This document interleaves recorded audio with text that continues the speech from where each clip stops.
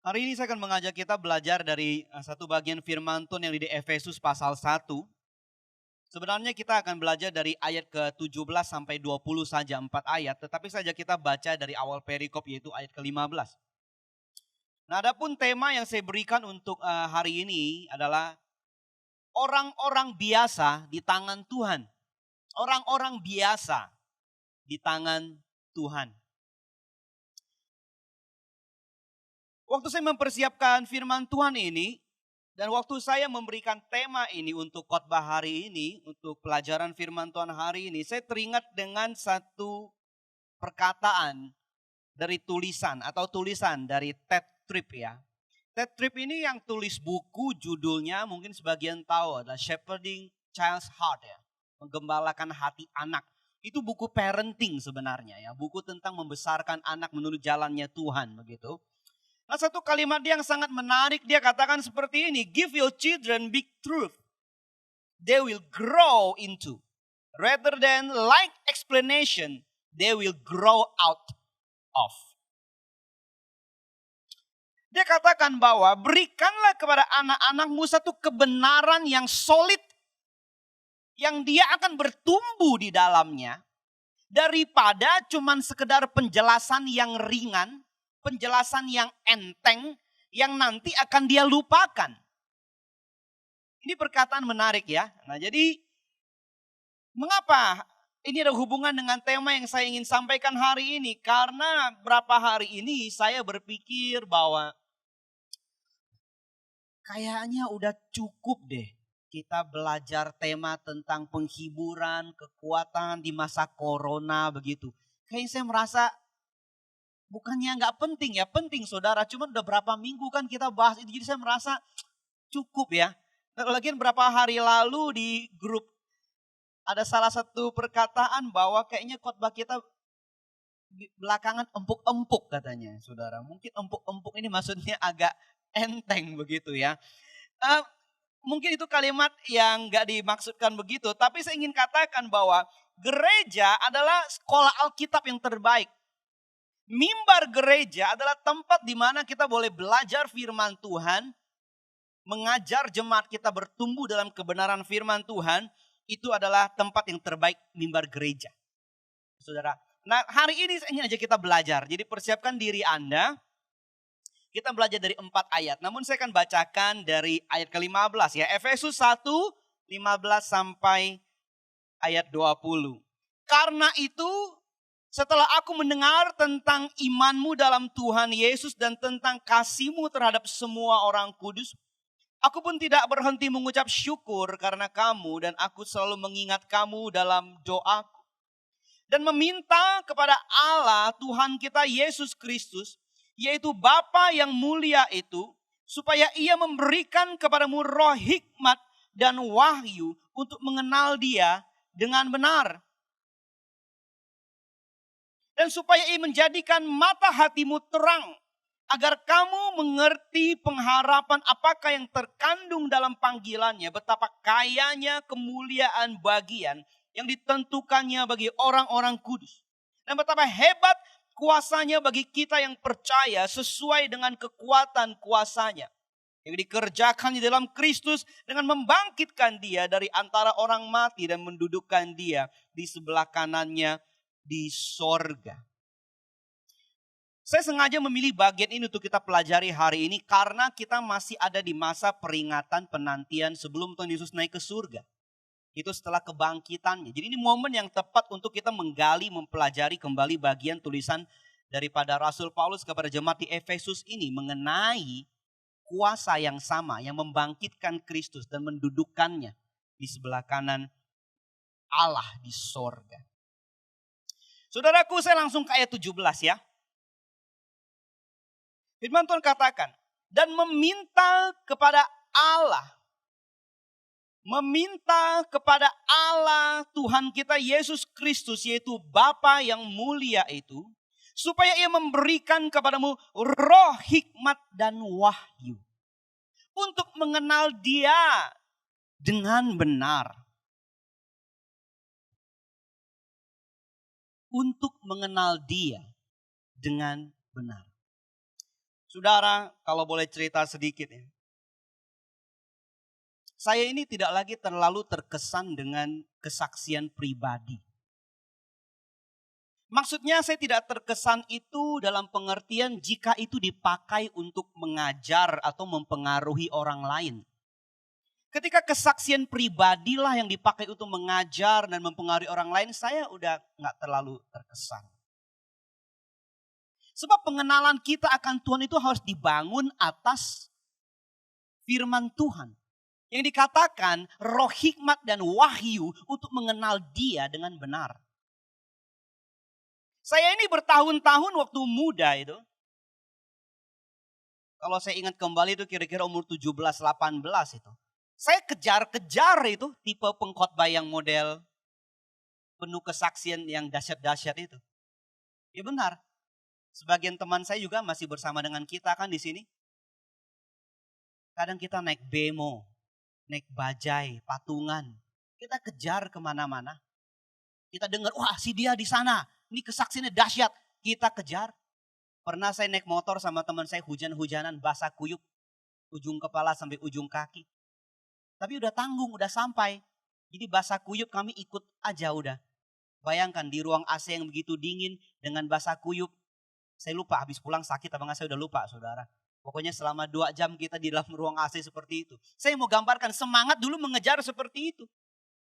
Saya dulu bertahun-tahun di awal-awal ikut Tuhan tuh begitu. Tetapi setelah mata hati dicelikkan. Oleh apa? Oleh roh hikmat. Oleh wahyu. Wahyu adalah firman Tuhan yang tertulis yang paling pasti ini. Maka saya tahu bahwa iman kita harus dibangun atas kebenaran firman Tuhan yang tertulis. Supaya apa? Di ayat 17. Untuk mengenal Dia dengan benar. Saudaraku, saya tidak katakan ya firman tertulis itu dapat menggantikan hubungan kita sama Tuhan sehari-hari. Saya tidak katakan. Persekutuan kita sama Tuhan setiap hari tidak bisa digantikan oleh tulisan-tulisan yang mati. Tetapi saya percaya bahwa ketika tulisan daripada firman Allah yang mulia ini kita baca, pelajari dengan pimpinan Roh Kudus. Maka seperti yang Rasul Paulus katakan, roh itu menghidupkan. Dan kita jangan lupa, Tuhan Yesus disebut Sang Firman. Artinya waktu kita bergaul dengan firman Tuhan diterangi oleh Roh Kudus, saudaraku, kita bergaul dengan Tuhan. Jadi sampai di sini yang saya ingin sampaikan adalah jangan terpersona dengan hidup di atas dan jangan hidup di atas pengalaman pribadi orang lain. Jangan. Saya sering katakan istilah ini bahwa kita masuk surga itu nggak gandengan tangan. Saya sering ngomong kan, kita masuk surga tuh nggak gandengan tangan. Jadi jangan terpersona dan membangun pemahaman kita, pengenalan kita akan Tuhan atas pengalaman pribadi orang lain, saudaraku. Rasul Paulus satu kali katakan di suratnya di 2 Korintus 12 ayat 5. Saya bacakannya. Atas orang itu aku hendak bermegah. Tetapi atas diriku sendiri aku tidak akan bermegah. Selain atas kelemahan-kelemahanku. Saya akan rangkumkan ya saudara. Mengapa Paulus ngomong seperti ini. Karena dia menceritakan bahwa dia kenal satu orang yang dibawa ke surga. Tingkat ketiga. Tetapi dia tidak katakan itu aku. Padahal kita pelajari dengan baik, kita tahu maksudnya adalah dia mengalami itu. Tapi dia tidak katakan itu aku. Dia katakan aku kenal seseorang.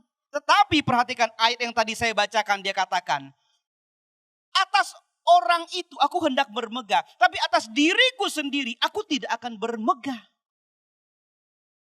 Saudaraku, Paulus tidak merasa pengalaman pribadinya itu hal yang perlu dia megahkan atau hal yang harus menjadi satu referensi untuk pengenalan akan Tuhan bagi orang lain. Itu hal yang pribadi buat dia. Saya lanjutkan saudaraku, kembali kepada Efesus 1 ayat 17 tadi.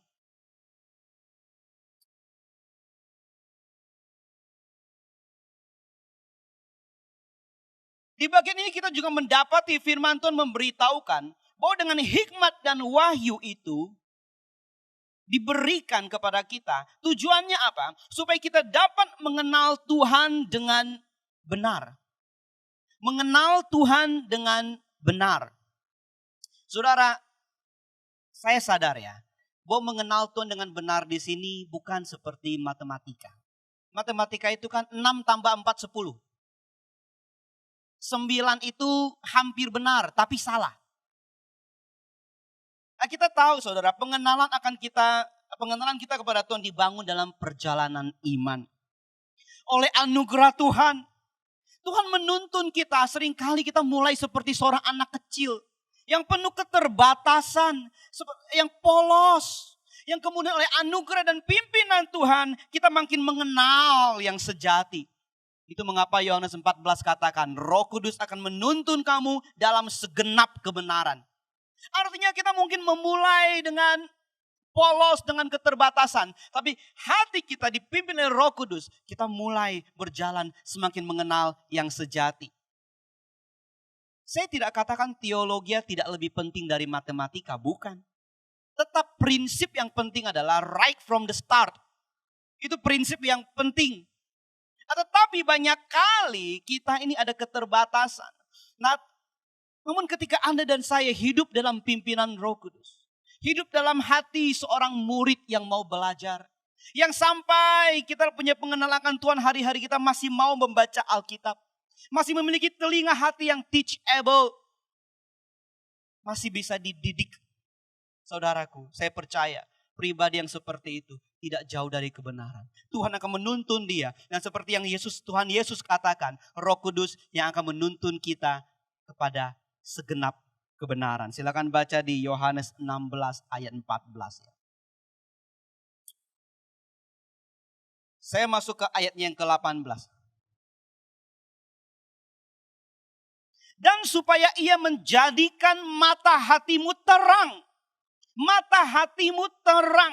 Agar kamu mengerti pengharapan apakah yang terkandung dalam panggilannya. Kalau Anda ingat, kalau nggak salah 2 minggu lalu.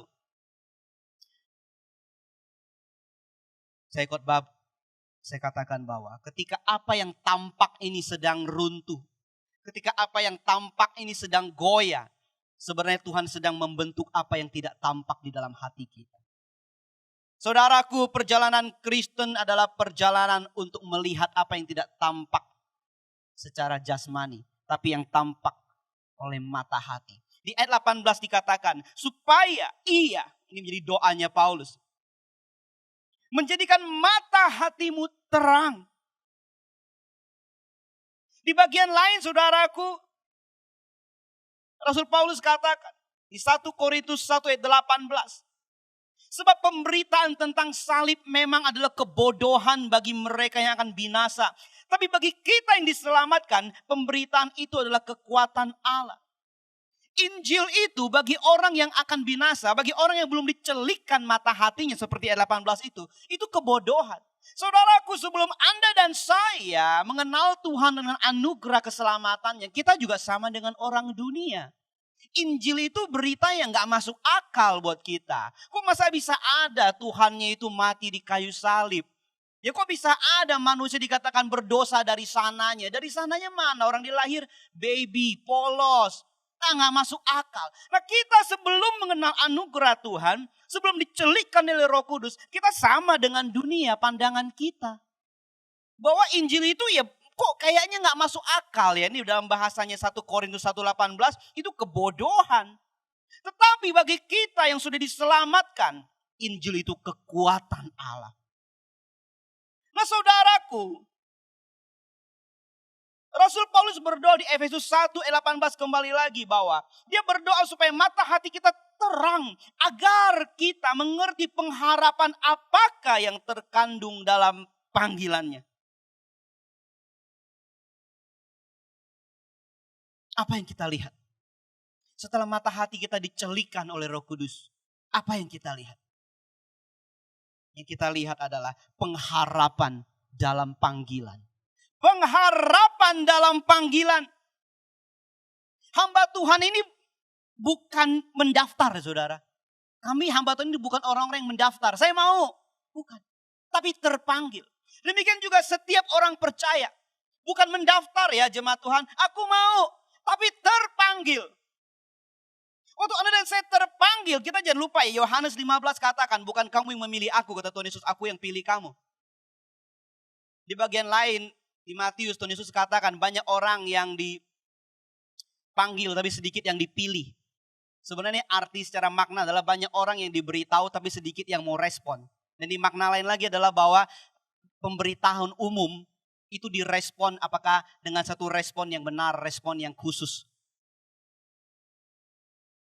Saudaraku, saya mau tekankan di sini bahwa kita adalah orang-orang yang terpanggil.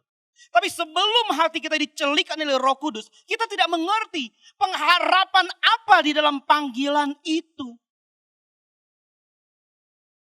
Saya khawatir hari-hari ini banyak orang percaya konsep imannya, konsep kekristenannya itu tidak beda dengan agama-agama non-Kristen. Kalau aku lakukan ini, nanti aku dapat ini. Kalau aku nanti nggak lakukan, nanti aku bisa kena ini. Saudaraku, sungguh bila doa daripada Rasul Paulus dan sungguh bila firman Tuhan di Efesus 1 ayat 18 ini terjadi atas kita. Bahwa dia mencelikkan hati kita sehingga kita mengerti pengharapan apa dalam panggilan Anda dan saya. Saya lanjutkan ya, di sini dikatakan betapa kayanya kemuliaan bagian yang ditentukannya bagi orang-orang kudus.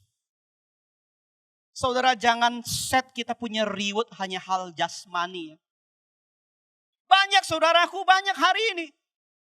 Orang ikut Tuhan ya karena dia tahu, dia udah dengar itu kesaksian bahwa ada reward jasmani tok. Jangan hanya set reward kita pada hal jasmani. Tuhan sungguh bisa memberkati, amin. Tapi mata hati kita, mari kita set kepada betapa kayanya kemuliaan panggilan kita. Betapa kayanya kemuliaan panggilan kita. Panggilan itu apa? Panggilan itu berarti apa?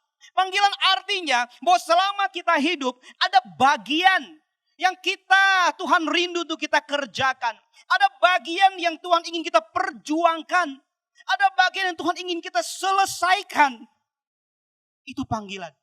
Tanpa mengerti hal ini saudaraku, tanpa mengerti hal ini, suatu hari di hari terakhir hidup kita akan tengok ke belakang dalam penyesalan, dalam kesedihan besar yang gak bisa diubah lagi.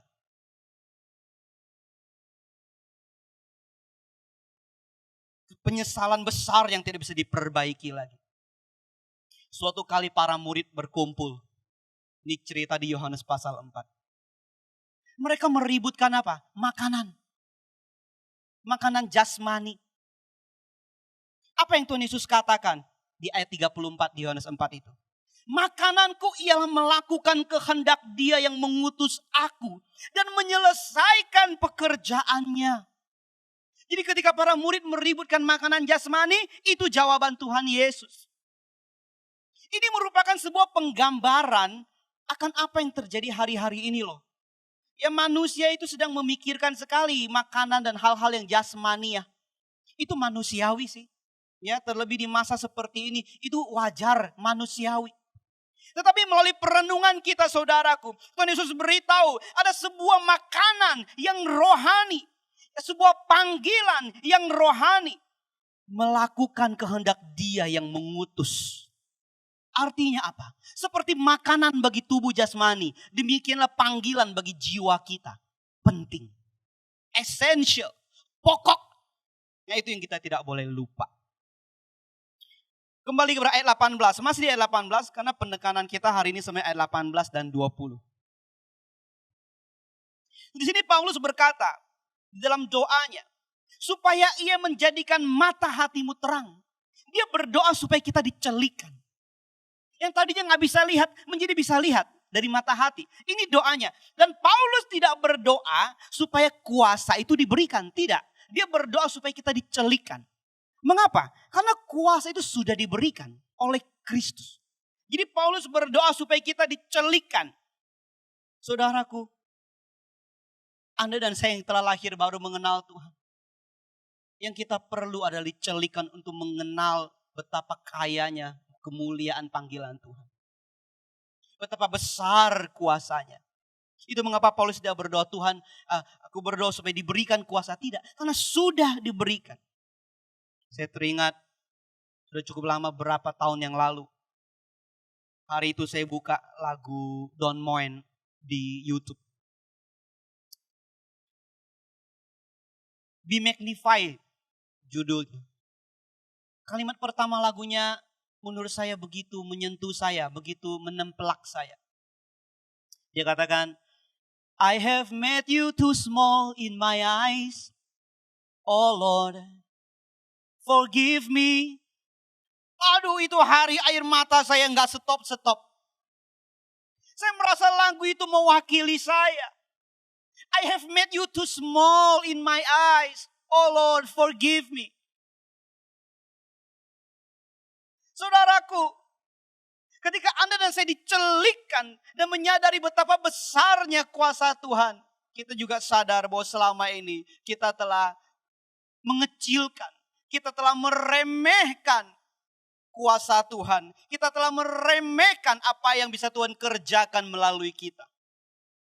Mari kita bersama-sama berdoa seperti lagu itu. Lord, forgive me. Be magnified, be magnified. Kembali kepada ayat ini saudaraku. Rasul Paulus katakan, masuk ayat 19. Dan betapa hebat kuasanya bagi kita yang percaya. Sesuai dengan kekuatan kuasanya. Betapa hebat.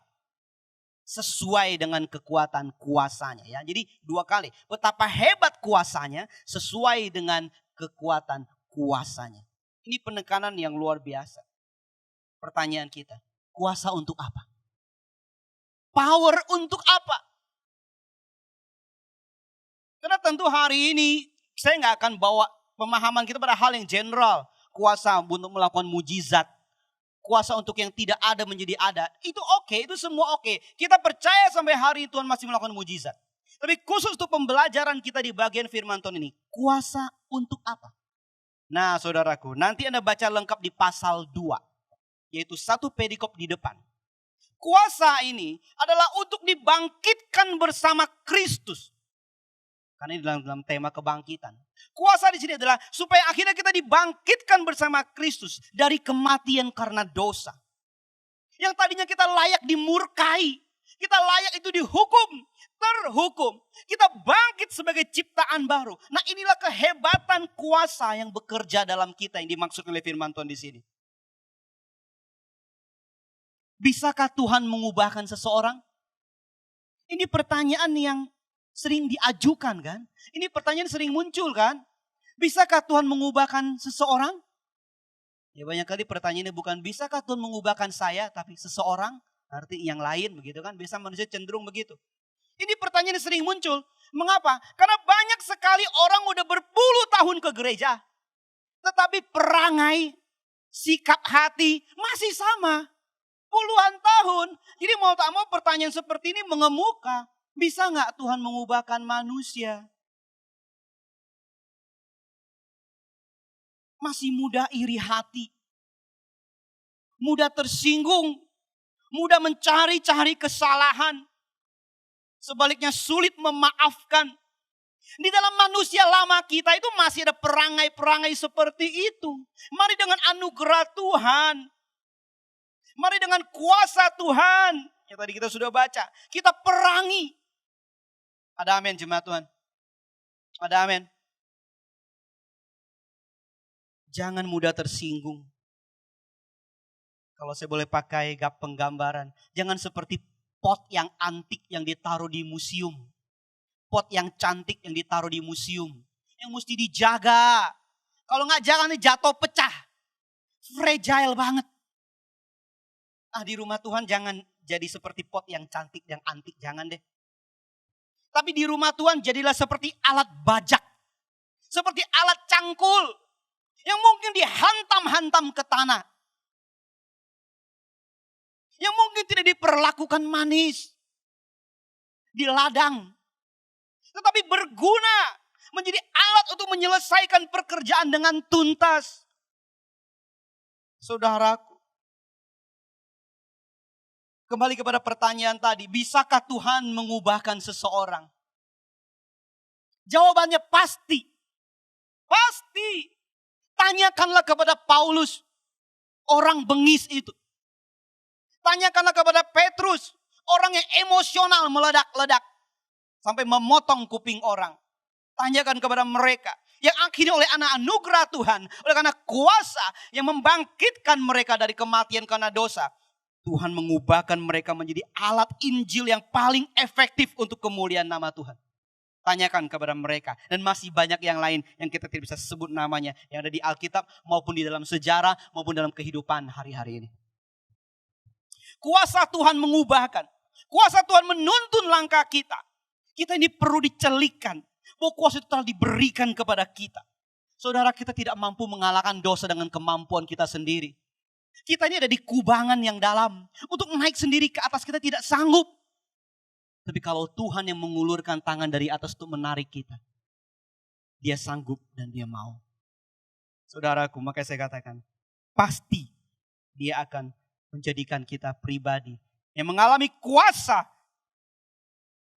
Yang membangkitkan seperti Kristus. Kita masuk ke ayat yang ke-20.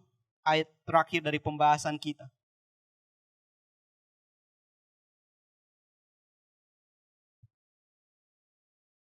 Yang dikerjakannya di dalam Kristus dengan membangkitkan dia dari antara orang mati dan mendudukkan dia di sebelah kanannya di sorga. Kita akan menyoroti ayat 20. Seberapa hebat kuasanya. Jadi di ayat 19 firman Tuhan katakan bahwa betapa hebat kuasanya sesuai dengan kekuatan kuasanya. Pertanyaannya, seberapa hebat? Nah, Paulus menggambarkannya, menjelaskan kepada kita seberapa hebatkah itu. Sehebat atau seperti atau sama seperti kuasa yang membangkitkan Kristus dari maut, dari kematian. Bukan hanya itu, yang membawa dia duduk di sebelah kanan Allah di surga. Kuasa itulah yang bekerja dalam Anda dan saya orang percaya. Dahsyat gak saudara? Wow. The same power that conquer the grave. Ada satu kalimat lagu yang diambil dari ayat ini. The same power that conquer the grave. Peristiwa kebangkitan Tuhan Yesus adalah peristiwa titik kemenangan. Titik balik kemenangan. Yang dunia, yang iblis mengira, wah dia mati, dia kalah. Tapi Tuhan ternyata bangkit dan dia menang. Itu satu titik balik kemenangan. Peristiwa kebangkitan Tuhan. Dan kuasa yang membangkitkan Tuhan itu bekerja dalam Anda dan saya. Saudaraku, kalau Anda masih belum menyadari atau belum menangkap betapa dahsyatnya, aku berdoa kamu menyadarinya. The same power that conquer the grave. Ketika seseorang meremehkan dirinya. Ketika seseorang meremehkan panggilannya.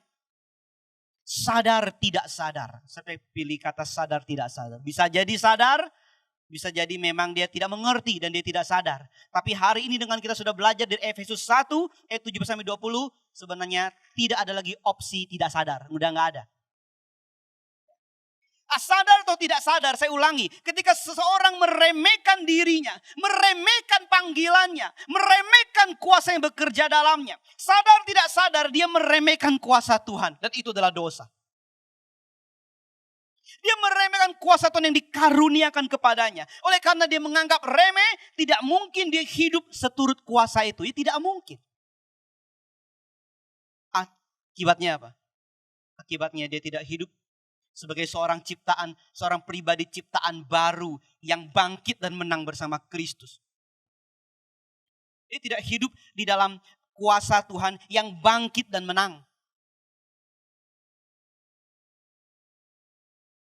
Saudaraku, kuasa yang sama bekerja dalam Anda dan saya sebagai orang percaya. Sebab itu kita bukanlah orang yang kalah dan mati. Kita bukan kalah dan mati oleh situasi. Kita bukan orang yang kalah dan mati oleh manusia lama yang terus menghantui kita, haunt kita. Kita bukan orang yang kalah dan mati oleh dosa. bertahun-tahun dosa itu menjerat, kalah dan mati. Bukan. Tapi Anda dan saya adalah orang yang bangkit dan menang. The same power that conquer the grave live in you and me. Saya akan tutup dengan bagian ini, saudara. Sesuai judul tema yang saya tadi sebutkan di awal. Orang-orang biasa di tangan Tuhan. Kita ini adalah orang-orang biasa. Tetapi kita di tangan Tuhan yang luar biasa. Di tangan Tuhan yang berkuasa. Menyadari ini akan membawa hidup kita berbuah dan berdampak. Pertama-tama bagi keluarga kita. Kemudian bagi gereja kita. Dan bagi orang-orang lain. Di Alkitab ada satu tokoh yang bernama Ruth. Ruth ini orang biasa. Bahkan dia bukan keturunan Israel. Dia orang asing. Yang oleh karena pernikahan. Dan dia tidak tercatat dengan kehebatan atau kisah heroik seperti Deborah, wanita yang heroik sekali di Alkitab, atau yang lain-lain. Tidak.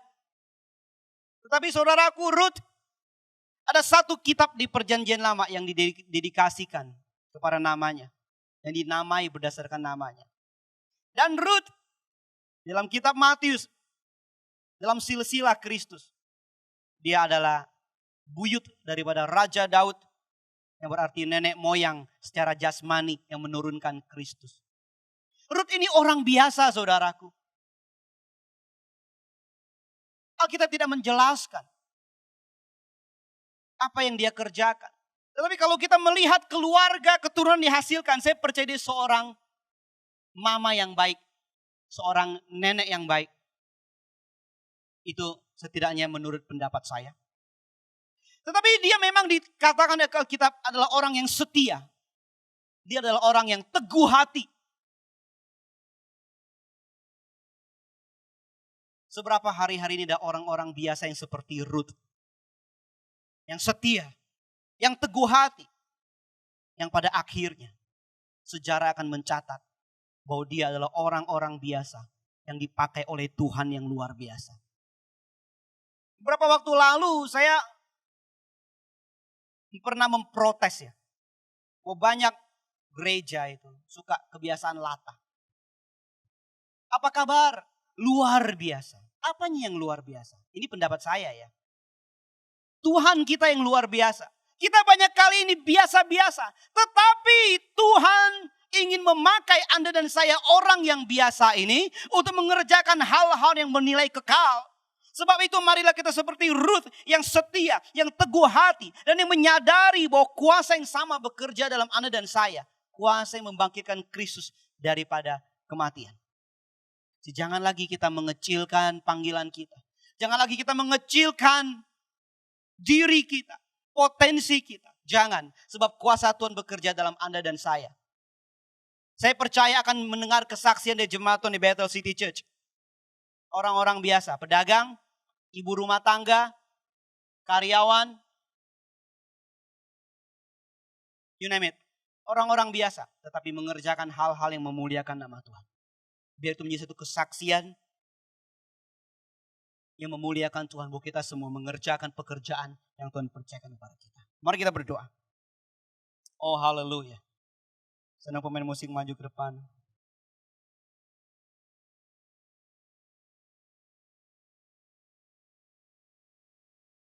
Terima kasih Tuhan.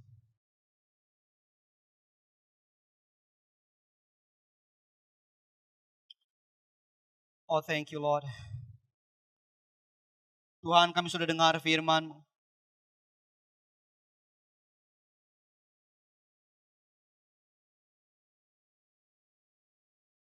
Kami percaya bahwa hari ini Engkau yang mengajar kami. Waktu hati kami, hidup kami buka dan kami katakan kami mau Tuhan. Untuk mengenal Engkau, kami tahu Roh Kudus-Mu, Roh hikmat dan wahyu yang akan membawa kami kepada pengenalan yang benar akan Engkau. Mari Tuhan, jemaat-Mu di tempat ini. Engkau yang pimpin hari lepas hari. Engkau yang dewasakan hari lepas hari. Untuk kami boleh menyadari dan mengerjakan panggilan yang Engkau percayakan kepada kami untuk kami kerjakan. Yang mungkin kami adalah orang-orang biasa dalam keseharian kami.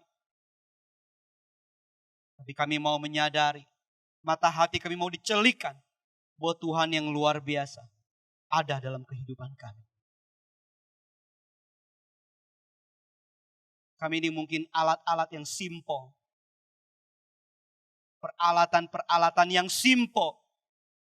Tapi biarlah kami menemukan diri kami dipakai untuk memuliakan Tuhan. Selama kami hidup. Selama kami ada. Terima kasih Tuhan. Terpujilah nama. Terpujilah nama. Memeteraikan firman-Mu. Sehingga boleh bertumbuh, berbuah dalam hidup kami. Dalam nama Tuhan Yesus kami berdoa. Amin.